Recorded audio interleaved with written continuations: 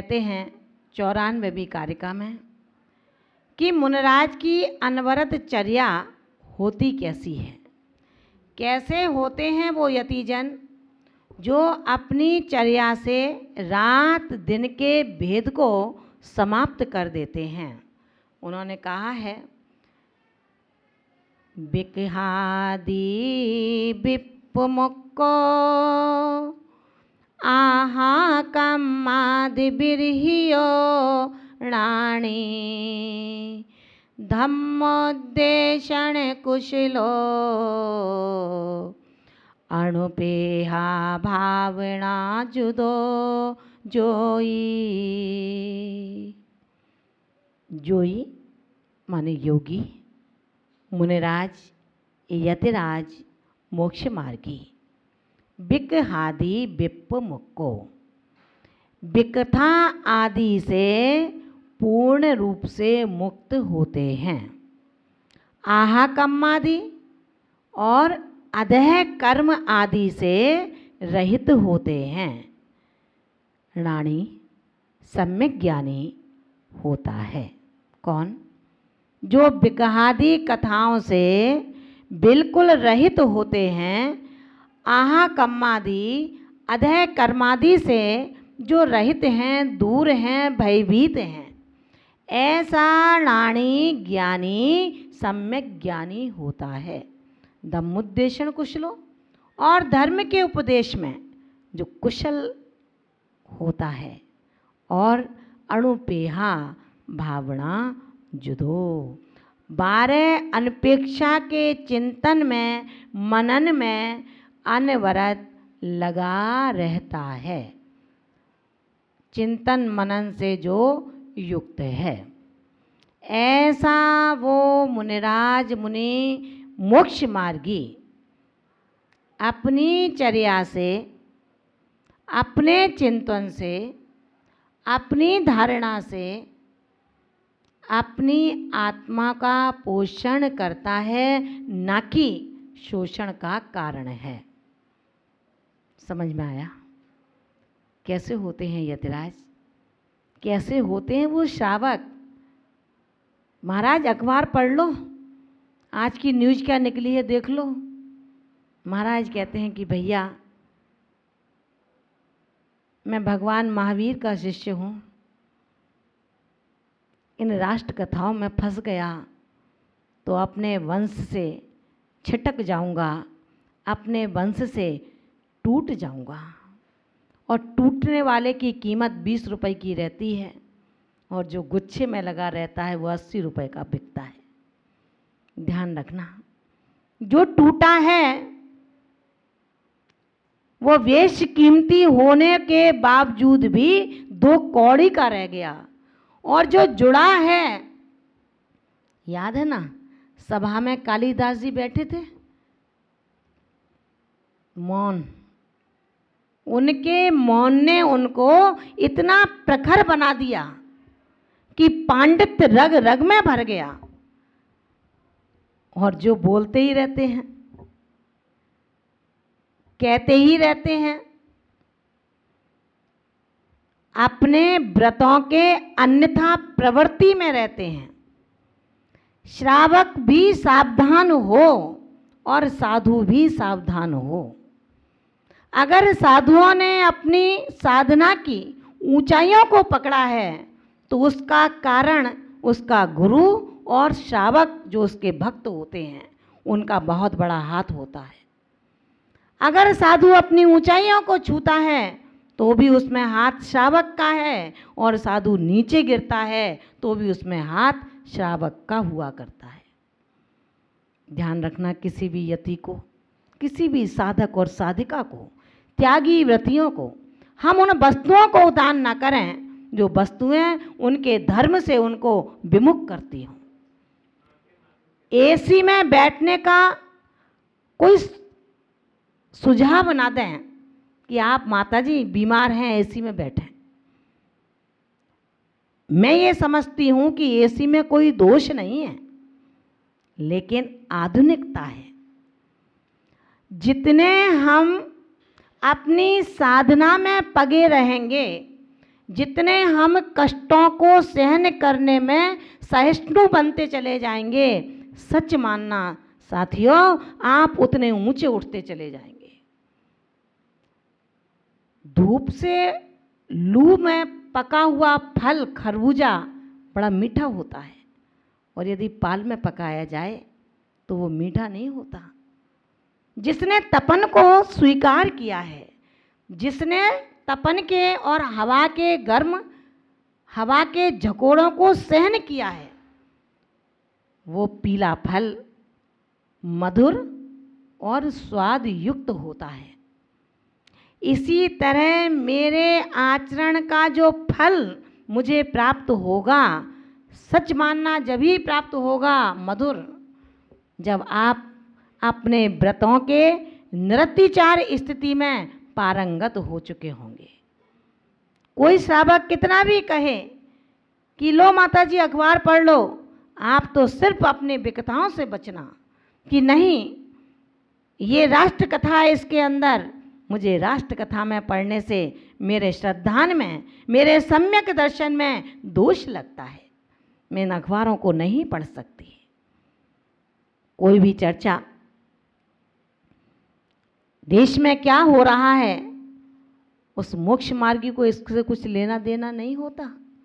याद होना चाहिए, जब हमारे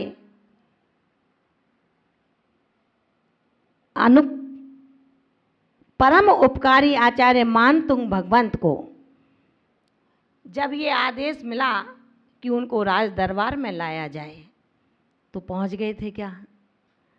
महान भावों, भक्तांबर की राम दुहाई तो बहुत देते हो, पहुंच गए थे क्या भक्तांबर के सजेता, हम सबके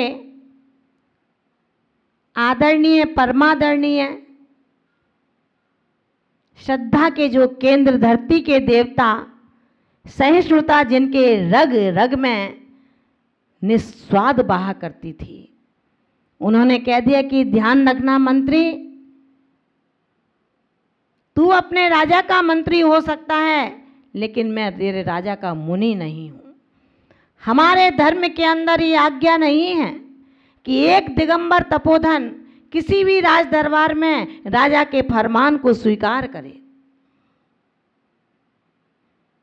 इतना निर्भीक सिर्फ होता है तो दिगंबर संत होता है, जो डरता नहीं है, प्राणों को हथेली में लेकर के चलता है। क्या करोगे? जान से ही तो मारोगे, इससे ज़्यादा कौन क्या कर सकता है? और वो जान से तुझे नहीं मारता, इस पर्याय को जरूर मारता है। तो पर्याय को तो काल ही कभी मार देगा, पर्याय को तो आयु ही कभी मार देगी। इस पर्याय के रक्षा के लिए अपना धर्म नष्ट भ्रष्ट कर देना हमारे तपोधन नहीं जानते। 48 तालों में डाल दिया गया, घसीटवा लिया गया, प्रश्नोत्तर किए गए, लेकिन शांत स्वभावी आचार्य मानतुंग भगवंत ने केवल स्मरण किया तो अपने आराध्य का, उस आराध्य का जिसको आवश्यकता नहीं होती कि मेरे सामने बैठा हो, वो आराध्य ऐसा है कि यदि भरत क्षेत्र में नमस्कार करते हैं तो वो नमस्कार विदेह क्षेत्र की घंटियों को बजा देता है। भरत क्षेत्र की अयोध्या में यदि एक अच्युतेंद्र अहिमेंद्र जन्म लेता है तो स्वधर्म के सिंहासन को कंपायमान कर देता है। ये जैन धर्म की दर्शन है। ये जैन धर्म का दर्शन कभी नहीं कहेगा कि आप विकताओं में पड़ें, कभी नहीं कहेगा पेट भरने के लिए अधय कर्म को करें। जब तक पढ़ोगे नहीं तब तक क्या गढ़ोगे, क्या गुनोगे। जो राष्ट्र कथा में पढ़े रहेंगे, अखबारों को पढ़ते रहेंगे, मैगजीनों को पढ़ते रहेंगे, मोबाइल में फेसबुक को देखते रहेंगे, यूट्यूब पर रहेंगे, तो भला इन ग्रंथों को कौन पढ़ेगा।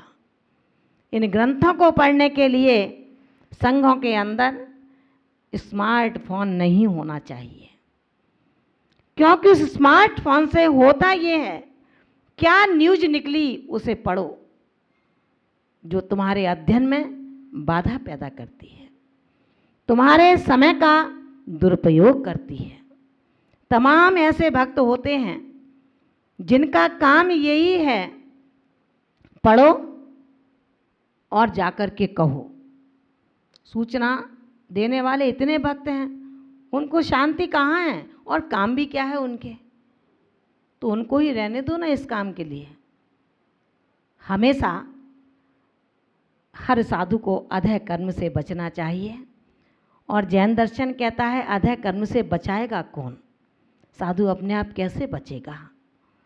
श्रावक को आपको जागना होगा, आपको ये ध्यान रखना होगा, मोक्ष मार्ग के दो पहिए हैं, एक श्रावक का पहिया और एक साधक का पहिया। इन दोनों पहियों के ऊपर रत्नत्रय की गाड़ी बड़ी आसानी से चलाई जा सकती है, लेकिन अगर एक पहिया पंचर होता है तो एक पहिए से गाड़ी नहीं चलेगी। हमारा श्रावक धर्म पंचर हो चुका है, उसे अपनी अय्यासी से फुर्सत नहीं है। आप घर घर में शोध का भोजन बनाओगे और पड़गाहन के समय पड़गाहन करोगे तो सच मानना आपके नगर में जितने घर हैं उतने चौके हैं। चौकों की लिस्ट नहीं लगेगी। पढ़ो अष्टपाहुड़ को उठा करके, उन्होंने भाव पाहुड़ में बड़ा स्पष्ट कहा है। किसने? मैंने नहीं कहा, हमारे गुरुओं ने नहीं कहा। अगर कहा है तो कुंद कुंद स्वामी ने कहा है, जो आज के नहीं हैं, आज अपने बीच में नहीं है। उन्होंने लिखा है कि हे श्रावकों, यदि कल्याण चाहते हो, इन हाथों को हाथ रखना चाहते हो ये हाथ सर्प के फण बन जाएं तो जी में आए सो करो। चाहते हो मेरे घर ही मुर्दा घर बन जाए, शमशान बन जाए तो जो आए सो करो, लेकिन चाहते हो मेरा घर स्वर्ग की जन्नत का एक स्थल बने, चाहते हो ये मेरा हाथ कभी ऐसे सशक्त हाथ बने जिनके माध्यम से एक नहीं हजारों हजारों मोक्ष मार्गियों का जन्म हो। ऐसे हाथ तभी बनेंगे जब आज के इस दुरूह काल में आगत अतिथियों का सम्मान हम उनके अन्न का दान करके करेंगे। साधु आए, मंदिर की सीढ़ियों पर बैठा रहे श्रावक के इंतजार में कि श्रावक आएगा मुझे आहार करा देगा। भैया आहार नहीं करा सकते तो पानी ही पिला दो। हमें शर्म होनी चाहिए कि साधु को अपने मुंह से कहना पड़ेगा, क्योंकि कुंद कुंद स्वामी ने कहा है ध्यान रखना पंचम काल है, पंचम काल में ये देह अन्न का कीड़ा है, बिना अन्न के ये रह नहीं सकता। अपनी साधना कैसे करेगा? क्या तुम मोक्ष और मोक्ष मार्ग दोनों की हत्यारे बनोगे? और जरा सा भी पापों से डर है। कोरोना से मत डरो, पापों से डरो। बाप से मत डरो, पाप से डरो। लाभ से मत डरो, लोभ से डरो। क्या दीन का वो हवेली है तुम्हारी जिसको तुमने एक सुंदर होटल की जैसी बना रखी है, जिसमें अतिथियों के पैर ही ना पड़ते हो? आपके इतने समृद्ध होने के बाद, इतने अर्थ संपन्न होने के बाद, आपके मोक्ष मार्गियों को अपने मुंह से अपने पेट की कहना पड़े।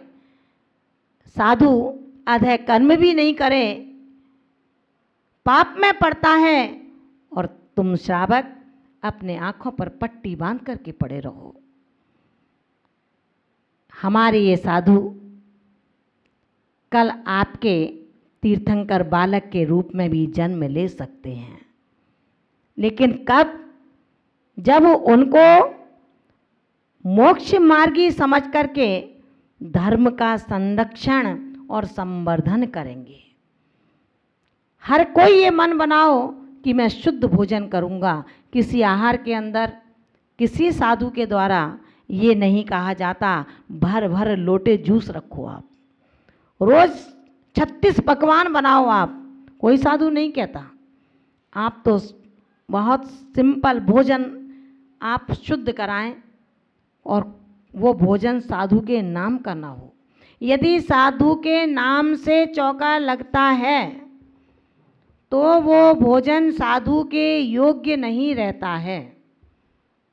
आचार्य कुंद कुंद स्वामी भाव पाहुड़ में इसकी व्याख्या कर रहे हैं।